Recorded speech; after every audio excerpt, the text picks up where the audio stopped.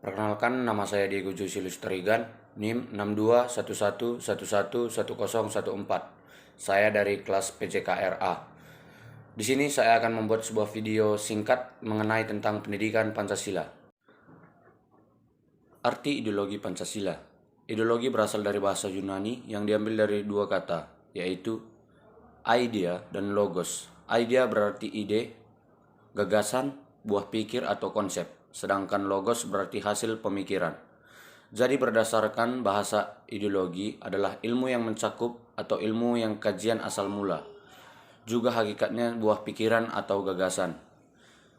Sebagai ideologi negara, Pancasila serat dengan nilai-nilai yang bermakna.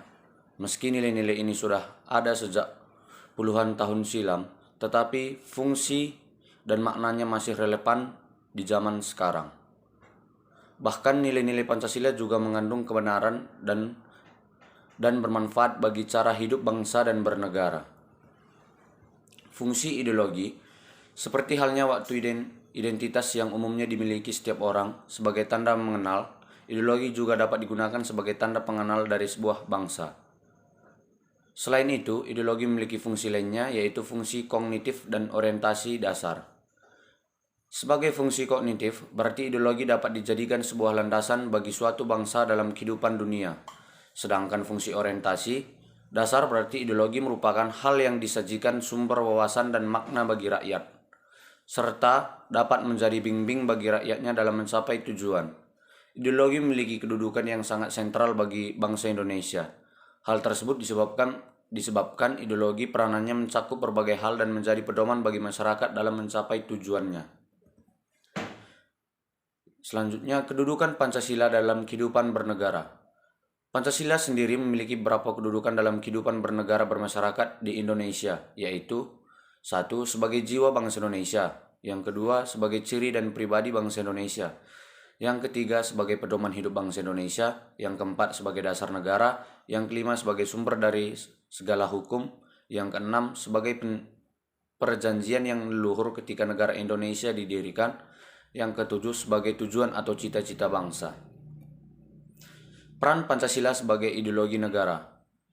Peran Pancasila sebagai ideologi negara memberi bimbingan kepada masyarakat Indonesia dalam menentukan sikap dan tingkah laku. Nilai-nilai yang terkandung dalam kelima asas Pancasila dijadikan patokan aturan bangsa di dalam berbuat dalam kehidupan. Kedudukan nilai-nilai yang terkandung dalam kelima asas Pancasila adalah sebagai aturan tentang moral. Karena itu, pelaksanaan juga harus berdasarkan pada keyakinan dan kesadaran penggunaannya.